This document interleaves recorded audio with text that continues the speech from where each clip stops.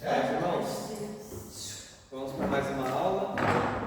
Você que pode abrir a Bíblia, Êxodo capítulo 19, versículo 5. Vamos para a nossa quarta aula do Panorama Bíblico.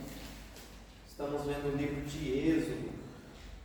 Hoje nós vamos ver do capítulo 19 até o capítulo 40. Seria a segunda parte do livro de Êxodo. Glória a Deus. Aleluia. Êxodo capítulo 19, versículo 5. Nós estamos fazendo um panorama de cada livro da Bíblia. E vai dizer assim: 19? Capítulo 19, versículo 5. Tá. A gente vai ler o versículo 5 e o versículo 6. E vai dizer assim: Agora, pois, se ouvirem atentamente a minha voz e guardarem a minha aliança, vocês serão a minha propriedade peculiar dentre todos os povos, porque toda a terra é minha, e vocês serão para mim um reino de sacerdotes e uma nação santa. São estas as palavras que você falará aos filhos de Israel. Amém, irmãos? Amém. Na última aula nós vimos a primeira parte do livro de Êxodo, né? Foi a libertação do povo de Israel do Egito, né? Da opressão do Egito. Lá eles foram libertos, atravessaram o Mar Vermelho, chegaram até o deserto, né? E ali eles, no final dessa primeira parte, nós vimos onde o povo estava acampado, né?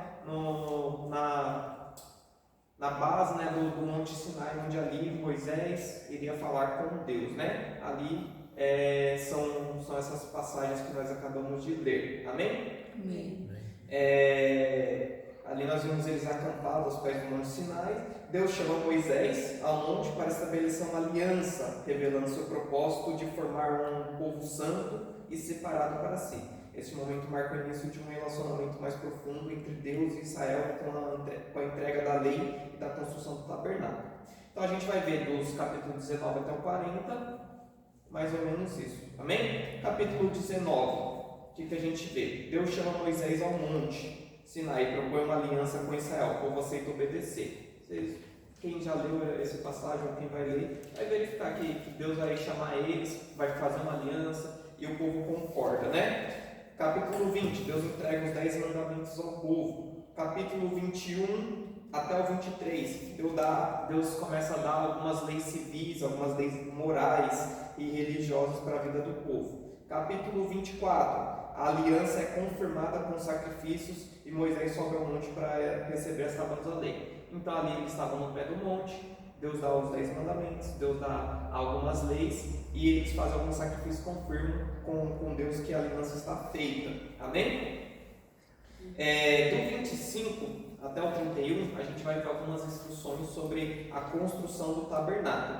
25, Deus ordena a construção da arca da aliança, da mesa dos pães, da proposição e do candelabro. Capítulo 26, nós vemos as instruções sobre a construção do tabernáculo. Capítulo 27, a descrição do altar de bronze e do átrio do tabernáculo. Capítulo 28, nós vemos Deus especifica as vestes sacerdotais para Arão e seus filhos. Capítulo 29, as instruções para a consagração dos sacerdotes. Capítulo 30, as instruções sobre o altar do incenso e a bacia de bronze e o óleo sagrado. E capítulo 31, Deus escolhe Bezalel e Aholiabe para a construção do tabernáculo e reforça a importância do sábado. Nesses capítulos, irmãos, quem já leu esses capítulos ou quem vai ler, se a gente não olha com os olhos da nova aliança, de que eles estão apontando para a nova aliança, que estão apontando para Cristo, que estão apontando para as revelações de realidades espirituais, a gente vai achar esses capítulos bem tediosos ou bem difíceis de compreensão. Amém? Amém. Capítulo do 32 ao 34, a gente vê o povo quebrando a aliança que eles acabaram de aceitar com Deus. Eles acabaram de aceitar no pé do monte uma aliança com Deus, e eles já estavam quebrando. No capítulo 32, o povo constrói e adora um bezerro de ouro. E E Moisés desce do monte, Deus avisa Moisés, ó, o povo está quebrando a aliança. Moisés desce, quebra as tábuas da lei que ele tinha escrito, né? E ele intercede pelo povo. Capítulo 33.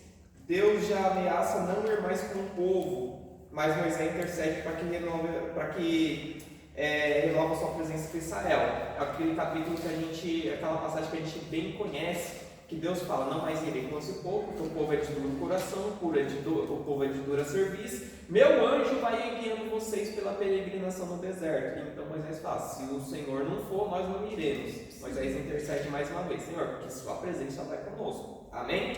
Capítulo 34, Moisés sobe novamente ao monte, ali ele passa mais 40 dias, 40 noites, recebendo a lei novamente, porque ele tinha quebrado, né, as tábuas da lei, e ali ele também pede, né, que Deus passe a presença dele, que ele pudesse ver a glória de Deus, né? Ali é o momento que Moisés vê a glória de Deus. Capítulo 34. Capítulo 35, a gente vê a construção do tabernáculo. Capítulo 35 e diante. Capítulo 35, o povo oferta voluntariamente materiais para a construção do tabernáculo. Capítulo 36 ao 39, a gente vai ver os detalhes, né? O tabernáculo, os seus utensílios, as ferramentas que constituíam o tabernáculo conforme as instruções que Deus deu. Amém? E ali os construtores são Bezalel e Eliabe, pessoas que Deus encheu do Espírito Santo para poder construir o tabernáculo. Esse é o capítulo 40, o tabernáculo é erguido e a glória de Deus enche o tabernáculo. Amém? E ali Deus fala para o povo. E esse é o final do livro de Êxodo. Amém? Quais são os pontos importantes que a gente deve se atentar ao livro de Êxodo, a esses capítulos do 19 ao 40? Em primeiro lugar, o versículo que nós lemos, que é o 5 e o 6 do capítulo 19. Deus chama o povo para um propósito. Qual que é o propósito? Ser um povo peculiar, ser uma nação de sacerdotes. Apesar dele levantar sacerdotes específicos, dos levitas, da linhagem de Arão, o projeto inicial de Deus era que a nação toda fosse de sacerdote. Não é à toa que nós vemos lá no Novo Testamento, inclusive Apocalipse, Jesus falando o tempo todo: vós sois reino e sacerdócio de Deus. Todos nós somos reino e sacerdócio. Como que isso funciona? Deus, ele chama o povo ali no capítulo 19, ele aparece no topo do Monte Sinai com trovões, com raios, com fumaça, com voz de trovão, e o povo se assusta. Deus fala: eu quero fazer uma aliança para que vocês sejam o meu reino de sacerdotes. O povo se assusta e fala: Moisés, sobe você no nosso lugar. Deus o terror de Deus é temeroso demais para nós. Vai, sobe você no nosso lugar. Amém? Então o povo rejeita ser sacerdote por temer a presença de Deus, por temer a santidade de Deus, por temer o poder de Deus. Então o povo rejeita esse sacerdócio que Deus chama para eles e fala: não, que tenha um sacerdote, que tenha alguém que fale com o Senhor, que tenha um intermediário. Amém? Amém. Então ali, Deus chama Israel com o propósito grandioso de ser um reino de sacerdotes, uma nação santa. Gênesis 19, versículo 6. A aliança proposta no Sinai não era apenas sobre regras, mas sobre identidade e missão. As leis que Deus entregaria a seguir não eram um fardo, mas um caminho que Israel refletisse o caráter divino e se tornasse um canal de bênçãos para todas as nações. Esse chamado ecoa as promessas de Gênesis, né? Gênesis capítulo 1, versículo 28, e o mandato de frutificar e governar a criação, e a promessa feita a Abraão de que sua descendência, através de sua descendência, as famílias da terra seriam abençoadas. Gênesis capítulo 12, versículo 3. Israel seria um povo que viveria em santidade e justiça e testemunho ao Deus vivo ao mundo. Por isso que Deus chama para ser sacerdote. Por quê? O mundo estava corrompido. Então ele precisava de pessoas comprometidas a revelarem a essência de Deus, revelarem a presença de Deus, revelarem a santidade de Deus. Por isso que ele chama Israel, o povo da aliança. Amém? Pode falar.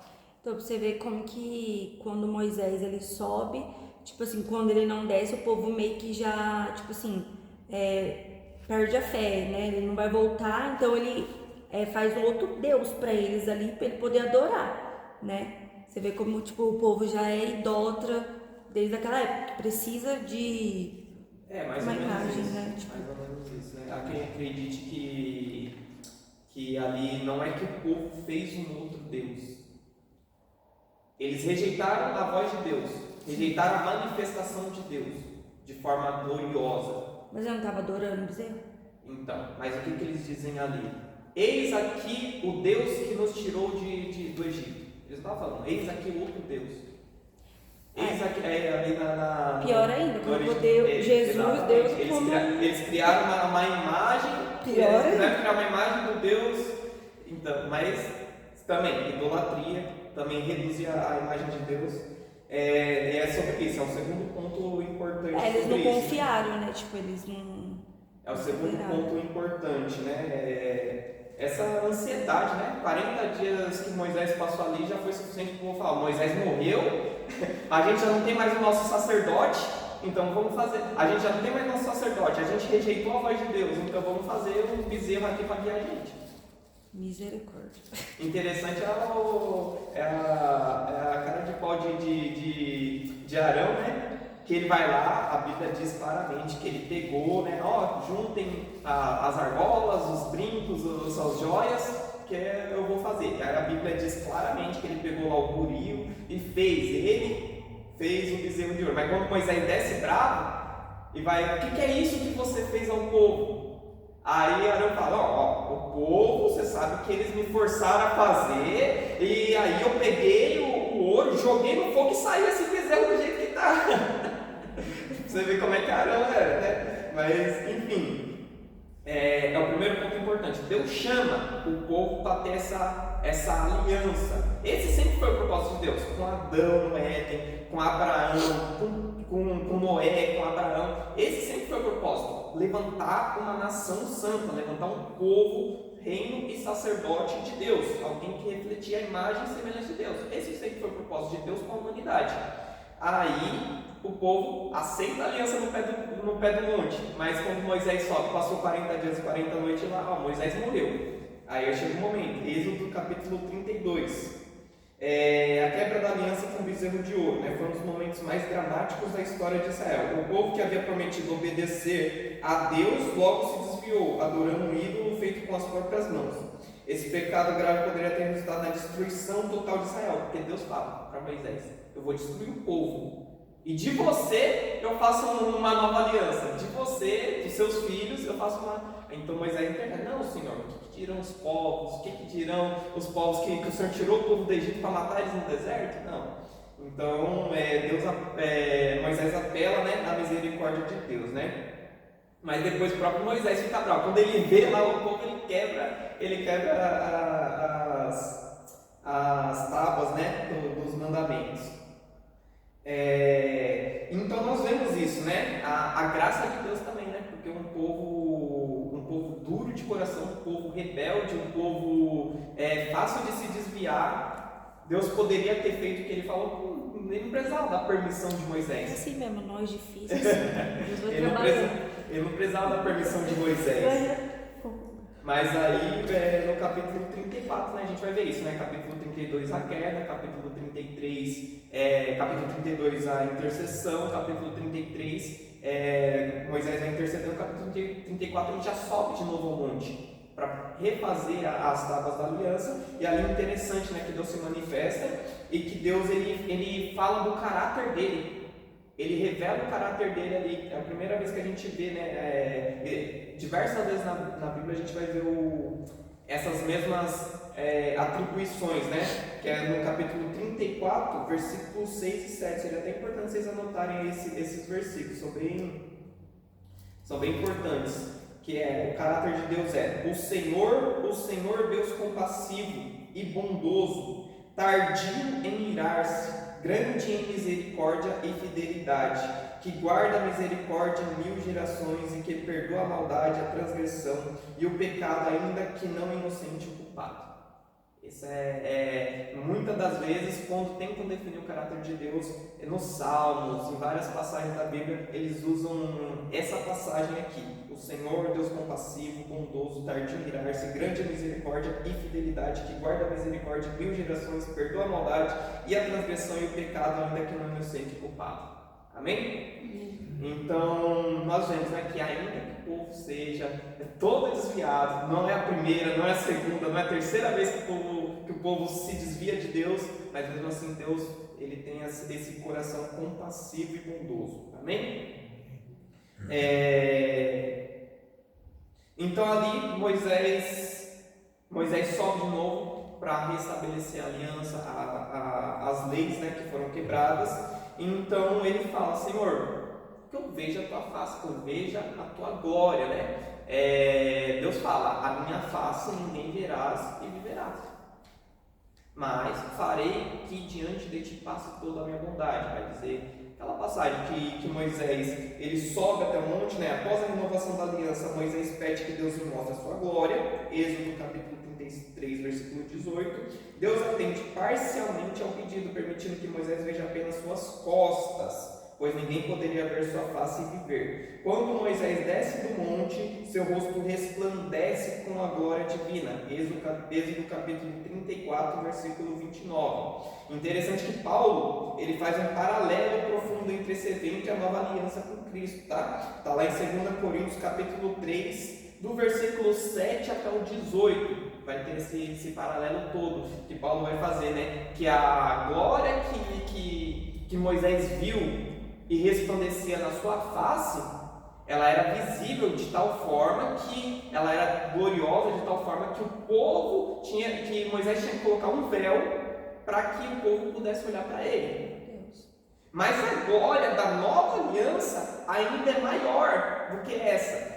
Porque o rosto de Moisés, depois de um tempo, a glória foi se desvanecendo. Mas a glória da nova aliança, do Espírito Santo sobre nós, ela é de glória em glória, ela vai aumentando, ela é progressiva. A de Moisés ia diminuindo, a da nova aliança vai aumentando. Seria interessante depois vocês lerem, tá? 2 Coríntios capítulo 3, do versículo 7 ao 18.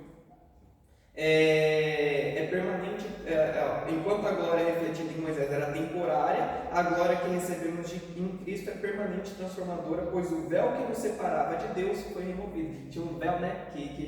E a glória de Moisés, ela assustava o povo. A glória que Deus resplandece sobre as nossas vidas, o Espírito Santo, ela é compartilhada, né? Porque quem tem, né? Quem é salvo, né? Anuncia a salvação. Quem foi alcançado por Cristo é alcançado para alcançar, né? E nós temos esses dons, né? Nós temos essa presença de Deus. Amém? Amém. Depois disso, o tabernáculo. Amém? Como eu disse, né? Para quem eu lembro a primeira vez, as primeiras vezes que eu li essas passagens do tabernáculo, eu falo: nossa, mas para que tem isso na Bíblia? Se hoje a gente não usa mais o tabernáculo, porque a gente já não, né? E é estranho porque fala de umas madeiras, fala do tipo de madeira, fala das medidas e tal, e algumas traduções até não são nem as mesmas unidades de medida que a gente usa, porque não era medido em quilos, era medido em ciclos, não era medidos em metros, era medido em côvados, então fica até difícil da nossa compreensão, amém? Mas tem a Arca da Aliança, ela aponta para a nova aliança, ela aponta também para realidades espirituais, né? A construção do tabernáculo do Êxodo 25 ao 40 não foi apenas um projeto arquitetônico, foi a materialização do desejo de Deus de habitar no meio do seu povo, amém? O tabernáculo era como um Éden portátil, como um paraíso portátil, restaurando o acesso à presença divina que havia sido perdida com o pecado. Os detalhes do tabernáculo são símbolos do Éden e apontam para Cristo, né? A gente pode ver vários símbolos, deixei no PDF para não ficar muito longo aqui, depois vocês leem em casa. candelabro de ouro, tudo que a gente vê ali no tabernáculo aponta, né, para o paraíso, aponta para o Éden, aponta para O que é tabernáculo? O que é tabernáculo? O tabernáculo era a construção que Deus mandou fazer, que Moisés fizesse, enquanto o povo peregrinava no deserto. Ali a presença de Deus se reunia, era ali que eles tinham, vamos dizer, ali que eles cultuavam a Deus. Tipo assim, tipo uma igreja. Como se fosse uma igreja, mas eram em tendas. Sim. Entendeu? Ele era móvel. Interessante é isso, porque eles eram peregrinos no deserto, então ele era móvel. Então eles andavam, eles carregavam, aí tinha a nuvem de Deus, né, que guiava eles. Aí já tinha a Arca da Aliança? A Arca da Aliança ficava dentro do tabernáculo. Entendeu? Foi aí, o tabernáculo e a Arca da Aliança foram construídas nesse momento, em Êxodo, do capítulo 25 ao 40. É nesse momento que o tabernáculo é construído e a Arca da Aliança. O tabernáculo eram as tendas onde o povo podia congregar, aí tinha o santo e o santo dos santos, né? Ou santo lugar e santíssimo lugar, depende da tradução, como você preferir. E no santo dos santos ficava a Arca da Aliança. Era isso. Aí tinha um véu que separava, tudo isso. É bom vocês lerem, tá? Gente, essa aula de meia hora, a gente nunca vai conseguir esgotar o assunto. É um panorama para que, quando vocês lerem em casa a Bíblia, vocês entendam melhor. Amém? Então, aí tinha a mesa dos pães, tinha o candelabro de ouro, tinha o altar do incenso. Tudo isso a gente vai ver se cumprindo na nova aliança. Amém? Amém. As tábuas da lei, o maná, tinha o cajado, tinha a vara de Arão, né, que floresceu. Então, assim, o próprio conceito do tabernáculo apontava para o plano redentor de Deus. João, ao falar de Cristo, diz, né? E o Verbo se fez carne e habitou entre nós. Está lá em João, capítulo 1, versículo 14. A palavra habitou, no original grego, é eskenosen, que significa armou a sua tenda, ou tabernaculou. Olha que interessante.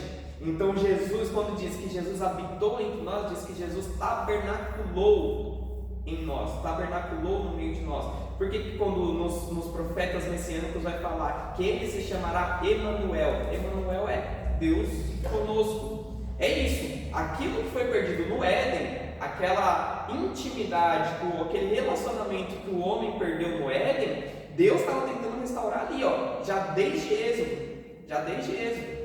Muita gente fala, né? Eu vou começar a ler a Bíblia de Mateus para frente, do Novo Testamento para frente, porque é ali que eu vejo Jesus. Gente, vocês podem ver em todas as nossas aulas que a gente teve até agora, de Gênesis a Apocalipse a gente vê Jesus. A gente vê a nova aliança. Amém? Então, é muito interessante isso, né? A gente vai ver que o tabernáculo, que a Arca da Aliança, ela é feita de madeira revestida de ouro, que representa que a madeira é algo que surge da terra, representa a natureza terrena de Cristo, revestido de ouro, a natureza celestial de Cristo. O tabernáculo representava Cristo. É muito bom isso daí. Depois vocês veem lá no material didático. Amém? Amém. Apocalipse 21 fala que ele é o tabernáculo de Deus. Exatamente.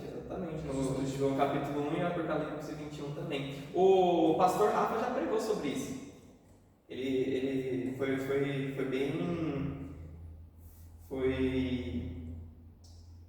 bem fiel aí nessa pregação que ele trouxe. Já tem um tempo, foi top. Então, irmãos, concluindo, nesse estudo vimos que Deus, em sua infinita graça, deu ao povo de Israel a oportunidade de ser um reino de sacerdotes, uma nação santa, refletindo o seu caráter. Vocês vão ver nas leis, ali nas leis que foi dada ali do capítulo 19 até o 24, são leis morais, leis civis, como se relacionar com o povo, leis como tratar as pessoas, sobre se alguém roubasse isso.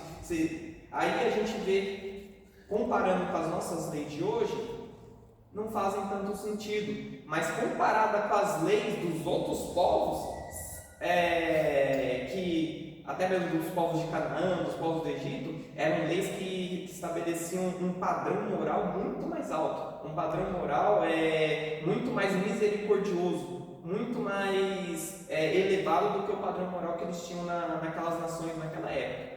Amém? É aí que fez os mandamentos também? 10 Exatamente. mandamentos? Exatamente, é nesse momento Nesse momento. que são dados os mandamentos, né? Então, algo que a gente que é interessante a gente frisar, Deus está tentando restabelecer a sua conexão com o povo de Israel, salvando, libertando do Egito, libertando da opressão, mas nada adianta se o povo não tiver uma transformação interna. Por isso que Deus chama eles para fazer uma aliança, para trazer as leis, para trazer esse relacionamento com o tabernáculo. A construção do tabernáculo representou a restauração do relacionamento perdido no Éden, permitindo que a presença de Deus habitasse no meio do povo. No entanto, muito importante essa informação, Êxodo termina com um detalhe importante. Quando a glória de Deus desceu sobre o tabernáculo, está lá, nem mesmo Moisés pôde entrar. Está lá em Êxodo, capítulo 40, no último capítulo de Êxodo, capítulo 40, versículo 34 e 35. Isso nos mostra que, embora a presença de Deus estivesse entre eles, ainda havia uma separação. E isso nós vamos ver como que Deus resolve isso. Essa separação ainda que existe entre a glória de Deus, entre a presença de Deus e o ser humano, né, que Deus chamou para ser a sua propriedade peculiar. Como que a gente vai ver isso? Isso a gente vai ver no próximo livro, que é o livro de Levítico. Amém? Por enquanto, essa foi a aula de hoje. Esse foi o livro de Êxodo. Deus abençoe.